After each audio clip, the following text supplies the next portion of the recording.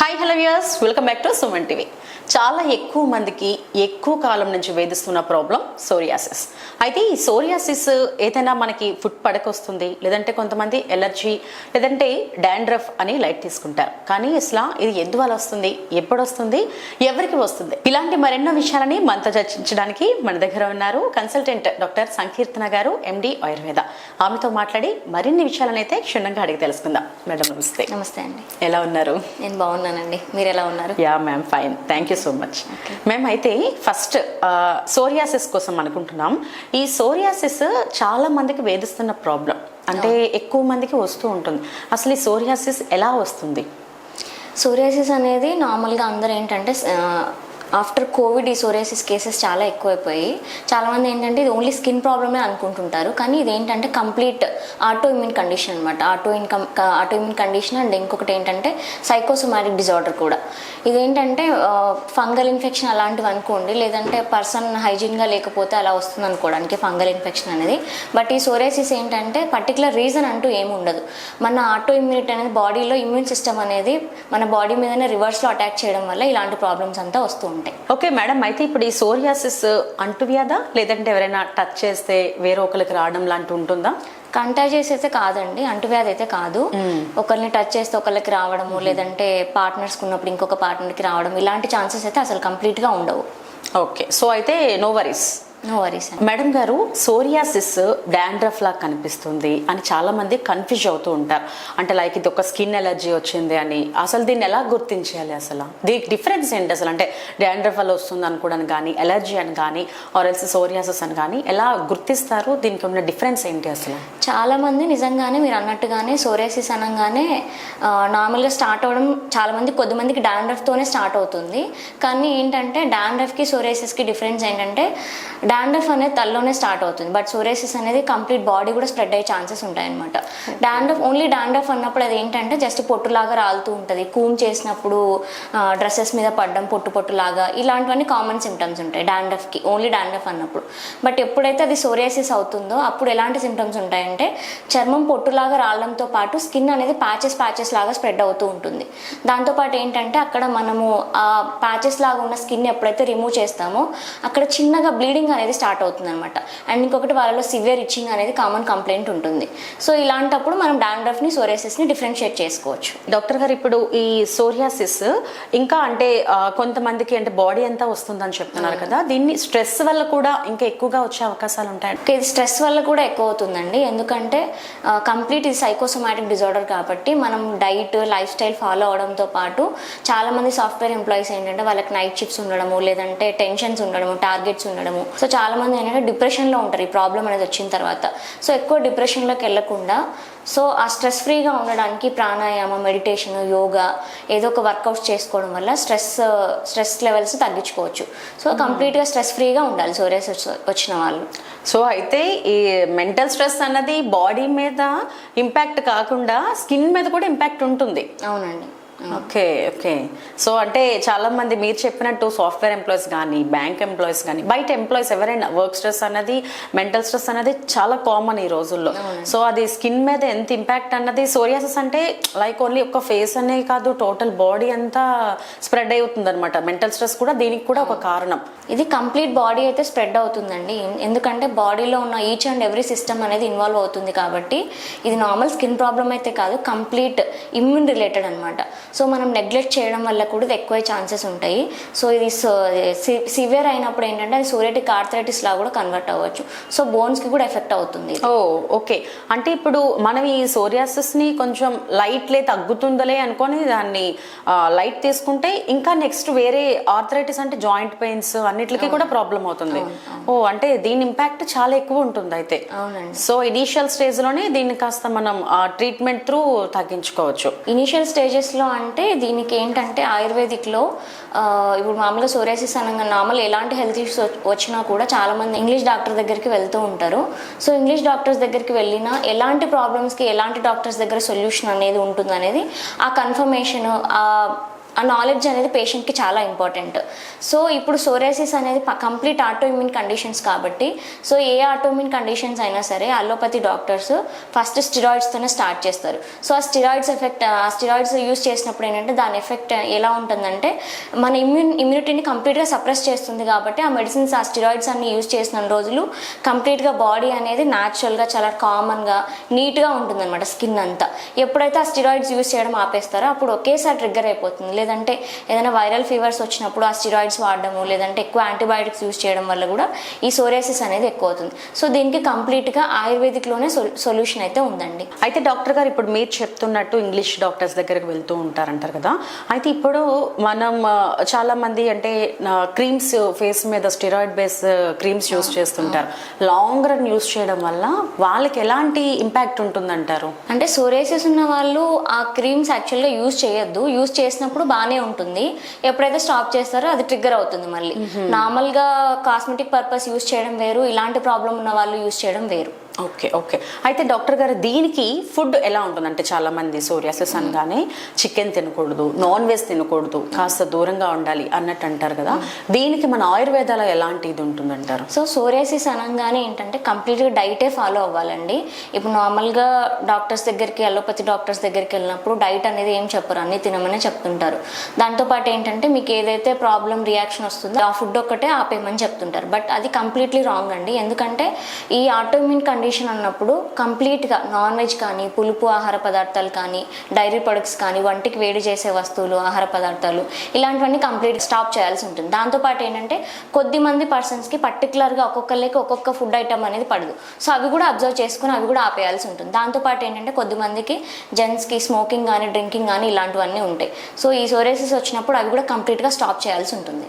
Psoriasis కోసం మాట్లాడుతున్నాం కదా, దీనికి ఫస్ట్ వస్తున్నప్పుడు సిమ్టమ్స్ ఎలా ఉంటాయి అసలు? సో సిమ్టమ్స్ అనగానే సోరియాసిస్లో ఎలా ఉంటుందంటే స్కిన్ అంతా ప్యాచెస్ లాగా ఉండడము, లేదంటే పస్ ఫార్మేషన్ లాగా ఉండడము, లేదంటే స్కిన్ అంతా క్రాక్స్ లాగా వచ్చేసేయడం. కొద్దిమందికి ఏంటంటే ఎక్కువ కాళ్ళలో చేతిలో ఉన్న వాళ్ళకి ఏంటంటే ఎక్కువ క్రాక్స్ లాగా ఉంటుంది. దాంతోపాటు బ్లీడింగ్ ఉండడము, దాంతోపాటు ఏంటంటే ఎక్కువ క్రాక్స్ వచ్చినప్పుడు సివియర్ ఇచ్చింగ్ కూడా ఉంటుంది పేషెంట్స్కి. అండ్ ఇంకొకటి ఏంటంటే చర్మం అనేది ఎలా ఉంటుందంటే చేప పొట్టు ఎలా రాలుతుంటుందో మనము స్క్రాచ్ చేసినప్పుడు అలా రాలుతూ ఉంటుంది అనమాట పేషెంట్కి. మనకి ఏంటంటే ఆయుర్వేదిక్లో ఒక శ్లోకం కూడా ఉంటుంది, చర్మము సోరియాసిస్ వచ్చిన వాళ్ళకి జస్ట్ చేప పొలుసు లాగా ఎలా ఊడుతుంటుందో ఈ సోరియాసిస్ వచ్చిన వాళ్ళకి కూడా చేప పొట్టులాగా రాలుతూ ఉంటుంది అనమాట. సో మనకి దానికి తగ్గట్టుగానే ట్రీట్మెంట్స్ అనేవి ఉంటాయి. ఇప్పుడు దీంట్లో మనకి రకాలు టైప్స్ ఉంటాయండి దీంట్లోని? సోరియాసిస్లో చాలా రకాలు ఉంటాయండి. ఆల్మోస్ట్ ఒక 7 to 8 టైప్స్ అయితే ఉంటాయి. మనకు అందరికీ తెలిసినట్టుగానే స్కాల్ప్ సోరియాసిస్ అనేది ఫస్ట్ ఉంటుంది. స్కాల్ప్ సోరియాసిస్తో పాటు పాల్మోపాంటార్ సోరియాసిస్ అని, లేదంటే plaque psoriasis, pustular psoriasis, erythrodermal psoriasis, only నెయిల్స్కి వచ్చే సోరియాసిస్. సో ఇలా డిఫరెంట్ టైప్స్గా ఉంటాయి సోరియాసిస్ అనేది. ఏ ఏజ్ గ్రూప్ వాళ్ళకి ఎక్కువగా వచ్చే అవకాశాలు ఉంటాయండి? అసలు చెప్తున్నాను కదండి, ఏజ్తో సంబంధం అనేది ఉండదు. చిన్న పిల్లలకి నేను నా సర్వీస్లో చూసిన కేసెస్లో ఆల్మోస్ట్ ఒక 6 months బేబీకి కూడా ఉన్న కేసెస్ ఉన్నాయి మా దగ్గర. అయితే డాక్టర్ ఇది ఎంతకాలం ట్రీట్మెంట్కి టైం పడుతుంది అంటారు? అంటే ఎలా ఉంటుందంటే కంప్లీట్గా మీకు అందరూ అర్థం చేసుకోవాల్సిన విషయం ఏంటంటే ఆయుర్వేదిక్ అనగానే ఎఫెక్ట్ అనేది స్లోగా ఉన్నా కూడా ఎఫెక్టివ్గా ఉంటుంది అనమాట. ఆ విషయం ఒకటి గుర్తుపెట్టుకోవాలి. మనం ఏదో రాత్రి టాబ్లెట్ వేసుకున్నాం 2 daysలో 3 daysలో తగ్గిపోవాలంటే తగ్గిపోయే కండిషన్ కాదు. ఇది కంప్లీట్ ఆటో ఇమ్యూన్ కండిషన్ కాబట్టి. సో అది గుర్తుపెట్టుకొని ఆయుర్వేదిక్ డాక్టర్స్ దగ్గరికి వచ్చిన తర్వాత ఫస్ట్ డాక్టర్కి ఒక టైం ఇవ్వాలి. మీరు సఫర్ అవుతున్నారు అది బాగానే ఉంటుంది. సో డాక్టర్ని కంప్లీట్గా ట్రస్ట్ చేసి వాళ్ళ మీద నమ్మకం ఉంచి మీరు వాళ్ళు చెప్పిన ట్రీట్మెంట్స్ అన్నీ చేయించుకుంటూ లైఫ్ స్టైల్ మేము ఎంత ట్రీట్మెంట్ చేస్తామో దాంతోపాటు మీరు మీ లైఫ్ స్టైల్ చేంజ్ చేసుకొని డైట్ చేంజ్ చేసుకొని ఉన్నప్పుడు ఏంటంటే కంప్లీట్గా రిజల్ట్స్ కొద్దిమందికి 1 monthలోనే కనిపించవచ్చు, కొద్దిమందికి 10 daysలో కనిపించవచ్చు, కొద్దిమందికి 2 months పట్టవచ్చు. సో ఈ పంచకర్మ ట్రీట్మెంట్స్ అయిపోయిన తర్వాత మెడికేషన్ అనేది స్టార్ట్ అవుతుంది. సో ఈ పంచకర్మ స్టార్ట్ చేసినప్పుడు మెడికేషన్ ఉంటుంది డీటాక్స్ అవ్వడానికి. సో కంప్లీట్ బాడీ డీటాక్స్ అయిన తర్వాత కూడా కొన్ని రకాల మెడిసిన్స్ అనేవి ఉంటాయి. ఓన్లీ హెర్బల్ మెడికేషన్సే ఉంటాయి ఆయుర్వేదిక్లో.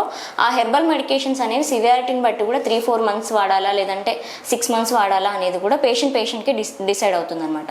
సో దీని తర్వాత కూడా మళ్ళీ వచ్చే ఛాన్సెస్ ఉంటాయని చాలామంది అడుగుతుంటారు. సో మళ్ళీ రాకుండా డీటాక్స్ థెరపీ అంటున్నాను కానీ అది ఏంటని చెప్పట్లేదు. సో ఇదేంటంటే స్నేహపాన అని ఆయుర్వేదిక్లో ఉంటుంది అనమాట.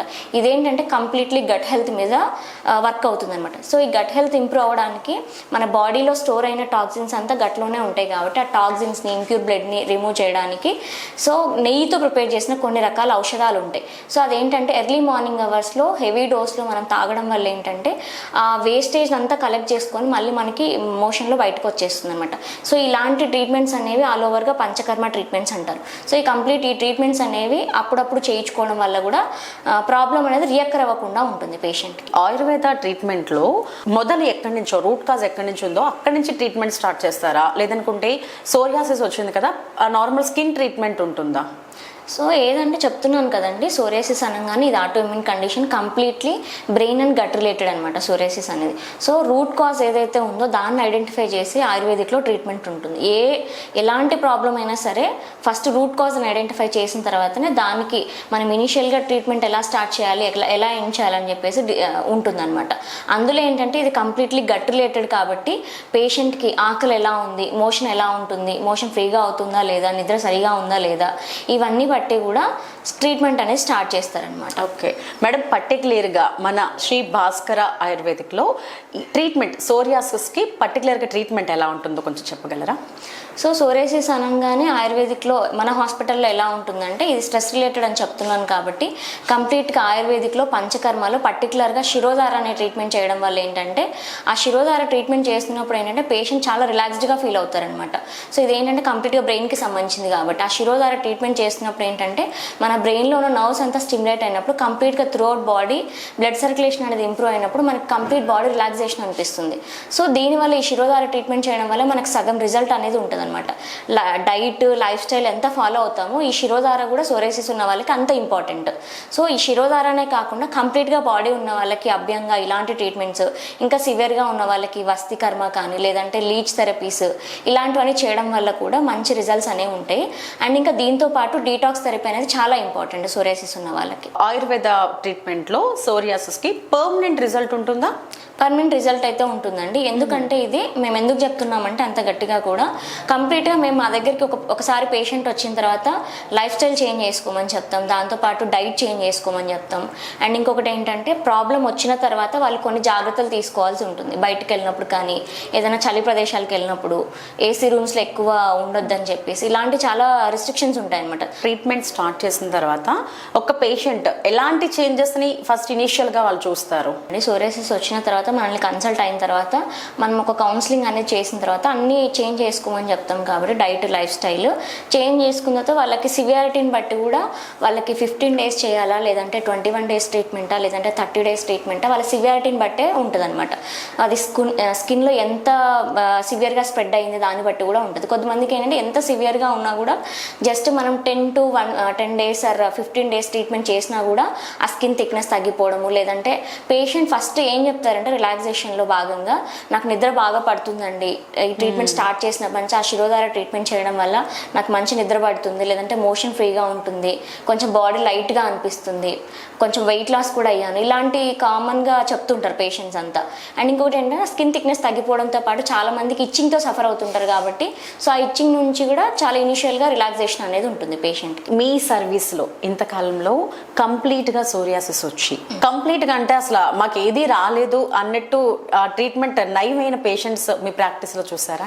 చాలా మందిని చూసామండి. ఎందుకంటే చాలా మంది ఇప్పుడు ఏజ్తో సంబంధం లేకుండా చిన్నపిల్లలకు కావచ్చు, మిడిల్ ఏజ్ వాళ్ళకి కావచ్చు, పెద్ద వాళ్ళకి కావచ్చు, ఎవరికైనా వస్తుందన్నమాట ఈ ప్రాబ్లం అనేది. కొంతమంది ఏంటంటే అడల్ట్స్ నార్మల్ పెళ్లి చేసుకున్న వయసు వచ్చిన వాళ్ళకి ఏంటంటే పెళ్లి చేసుకోవడానికి కూడా ఇబ్బంది పడుతుంటారు. సో ఈ ప్రాబ్లం ఉంది కదా నేను నెక్స్ట్ చేసుకుంటే వాళ్ళని ఎందుకు సఫర్ చేయడం అని చెప్పేసి ఇబ్బంది పడుతుంటారు.